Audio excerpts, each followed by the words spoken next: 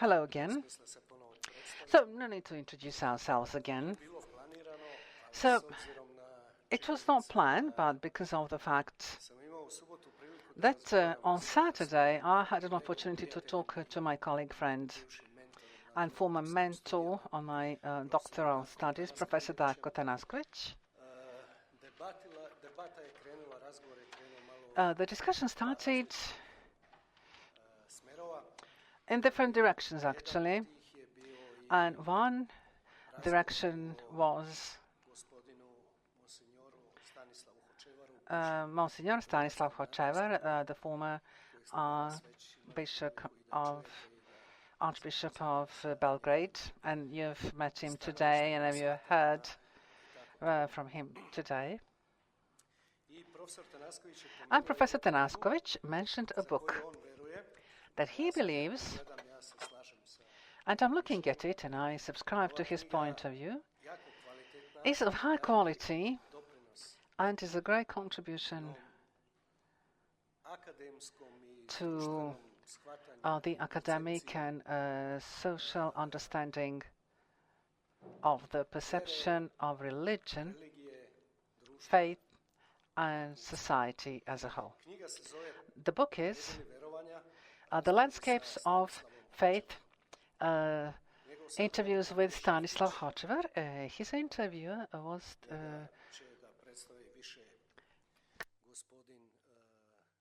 Mr. Jeftić, and Mr. Hočevar will Mr. Hočevar will tell you more about it. I think I met him once at the National Library in Belgrade, but I did not have an opportunity to discuss anything with him in detail.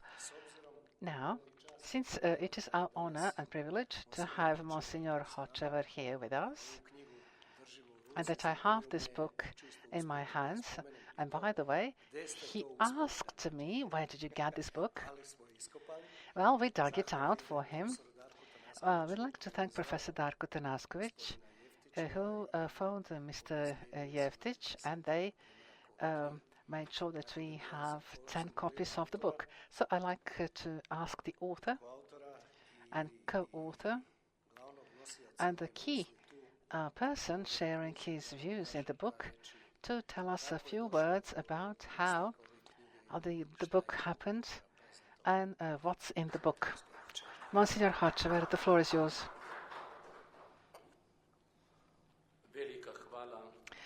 Thank you very much.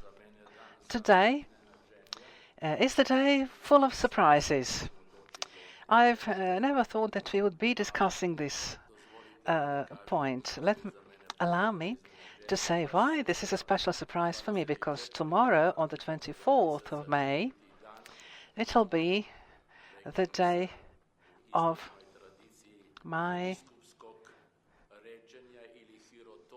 joining the order or hierotony tomorrow, as you'll say in your Orthodox tradition.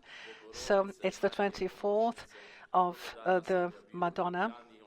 I was at the day in Ljubljana and then went to Belgrade. So it seems that my colleague knew that I would have to go back to Ljubljana tomorrow. But, well, this is a surprise, and this tells me that all my endeavors are guided by someone else. And I seem to be, after all, a worthy instrument in the hands of God. So it's not logical to open this session, but here we are. So when Mr. Milošević asked me for an interview, I actually was quite reluctant.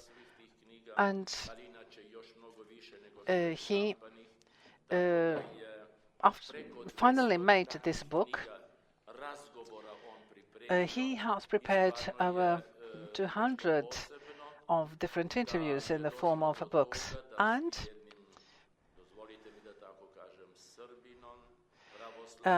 this was a special occasion where I spoke to a Serb, an Orthodox, well-known journalist, he decided to talk to a Catholic bishop in Serbia, an Orthodox country with so many Orthodox bishops, and some actually noticed that and noted it, but I think it was divine inspiration for all of us that led him, and he was encouraged by Professor Darko Tanaskovic and a circle of friends to make an interview with me, and also including the late Professor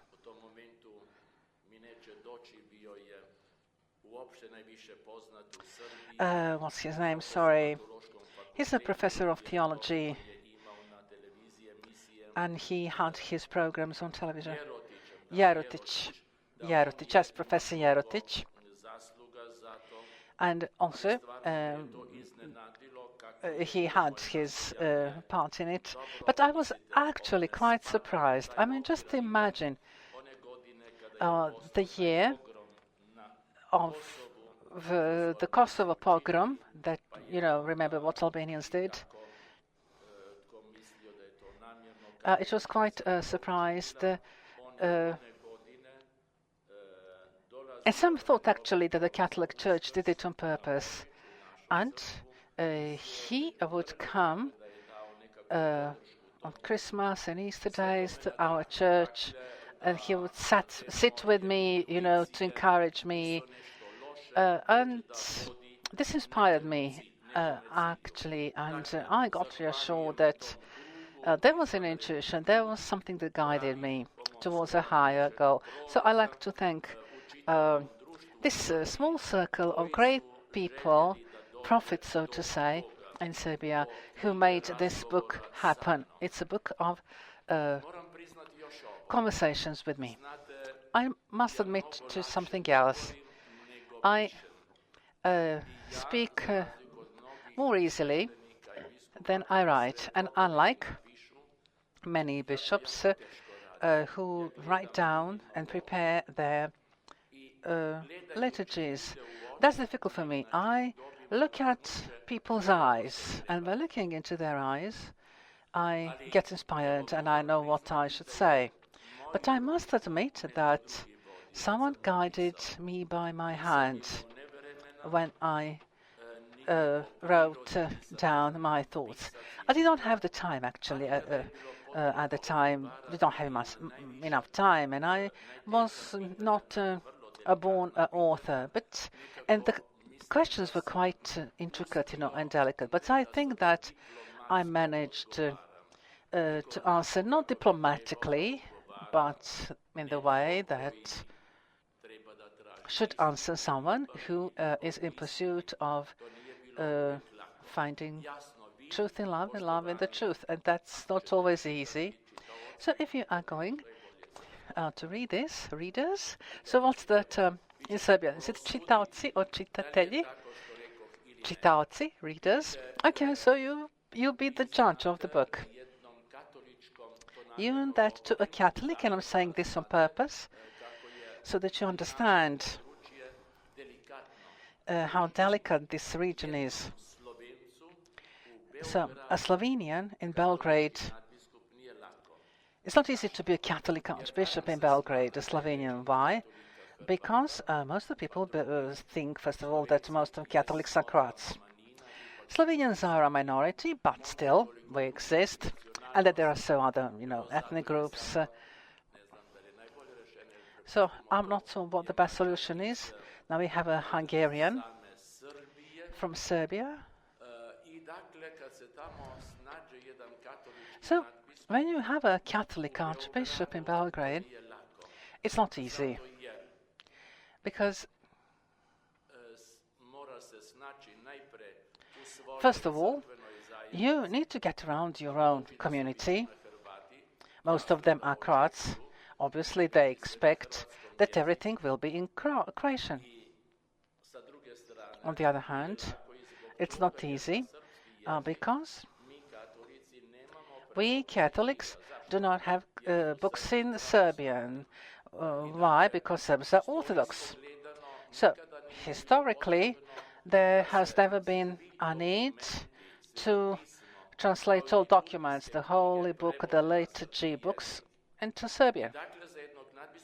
So for an archbishop, so what should we do? We live in Serbia.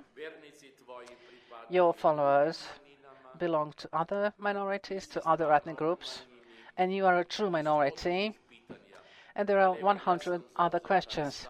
But then I took a position that within the church,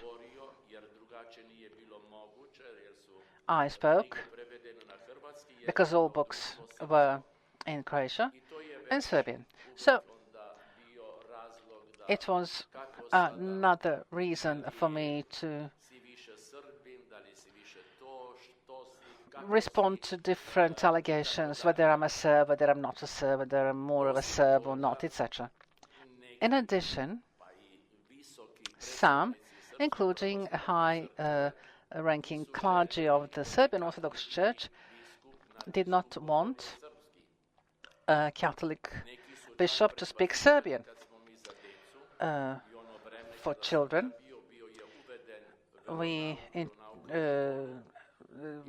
Religious classes were introduced in the school,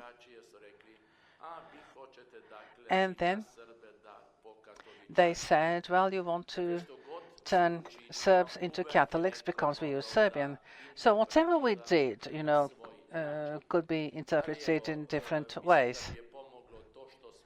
So what helped for this session was what I said at lunch. I promised God that I'll never feel angry or hurt, because that would be destroying me, that would be humiliating me. It would deprive me of strength to speak peacefully. So that's what I did and how I did, and it was good after all. Now we had a lot of encounters, and the most beautiful thing was as follows. Patriarch Pavle was quite ill at the time. I would visit him in hospital, and he was at the teaching clerical center, and there was a Slava, Saint Patron's Day. So I would get there, and there were lots of Serbian Orthodox bishops, but the Patriarch would not talk to anyone, and he would talk just to me. Metropolitan Amphilohia would say, well, Your Holiness, how come you want to talk to Hočevar and not to us? And then after a relatively short time, he visited our church when I arrived. And he was in the car, he shared with me so many personal things. But what actually shook me, 2 months before his death, he was quite weak. I visited him, and look, we exchanged a couple of sentences like, my God, my God, my God, why are we still divided? Why aren't we united? Good Lord, how is it possible that we are not one? And as a man, as a priest, as a bishop, it shook me, within myself. For me, it was a sign of God's ways, and that we should pursue what we discussed this morning. You'll find a lot of questions in the book, a lot of very sensitive issues. You'll see for yourselves. But you know that everyone asks me all sorts of things. You'll find the most sensitive here about the Second World War, the independent state of Croatia, the camp Jasenovac, and also Aloysius the Peanuts. The efforts of the Catholic Church to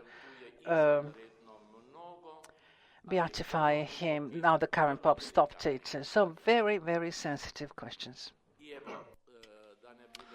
And I don't want to speak all the time. This book is important for me too, because it invited me, it taunted me, so that I thought about many things, and that is why I'm thankful not that I've sent important messages.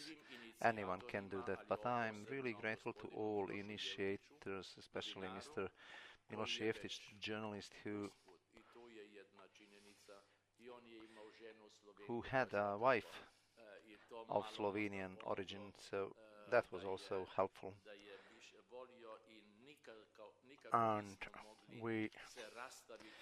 it was difficult for us to separate from each other because he really fell in love in me in a positive sense of the word. So I would like to thank him. In this book there are also so many photographs that reflect many of these meetings. So you'll be able to judge for yourselves. I would like to thank everyone, especially Dr. Tanaskovic, because he wrote a very nice prelude in which he presented me in his own words the way he felt about it. But when I contemplate all that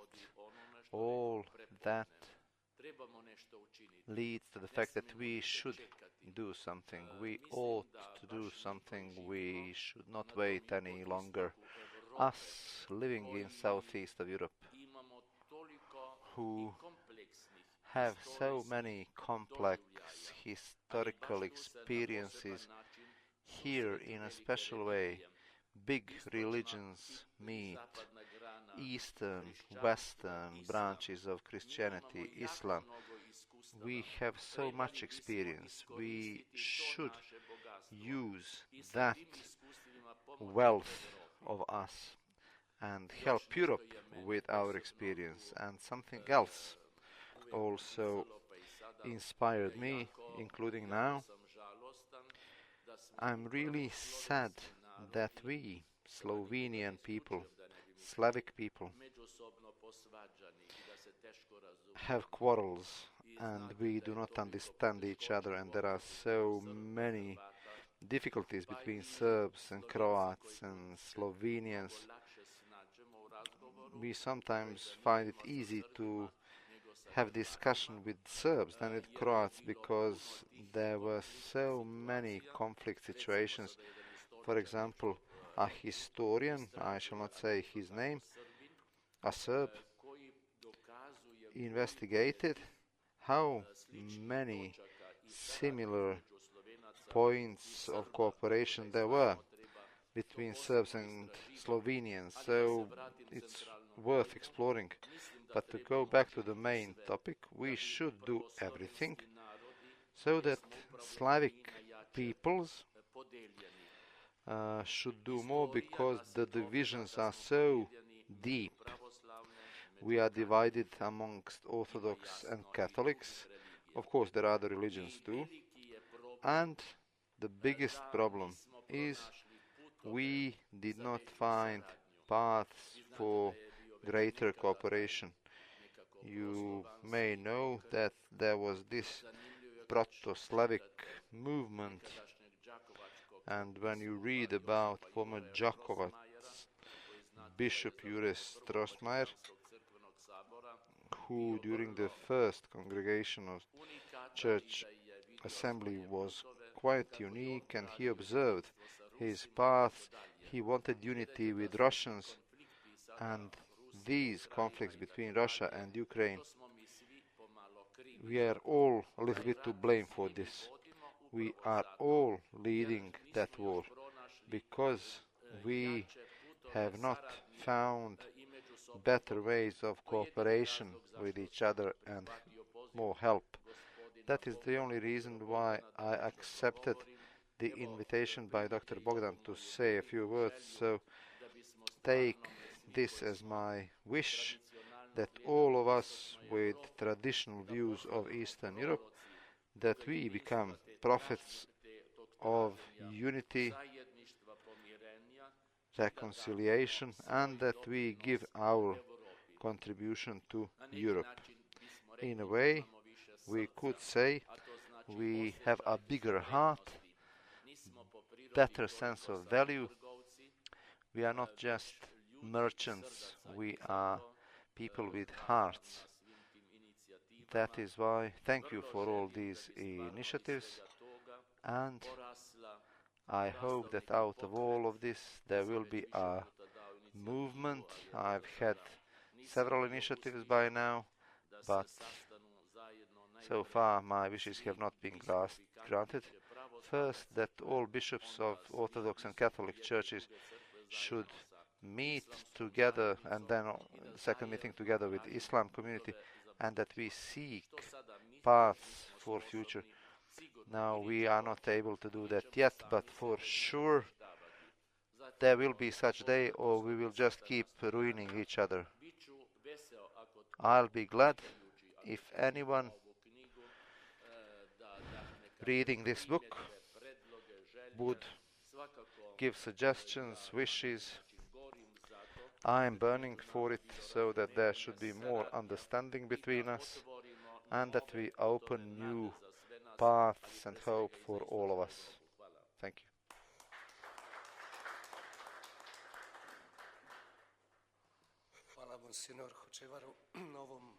Thank you, Monsignor Hočevar, for these nice words.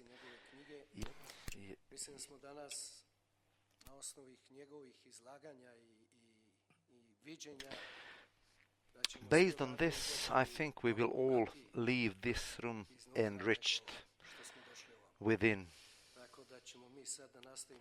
So we will continue with the conference now. Thank you once again.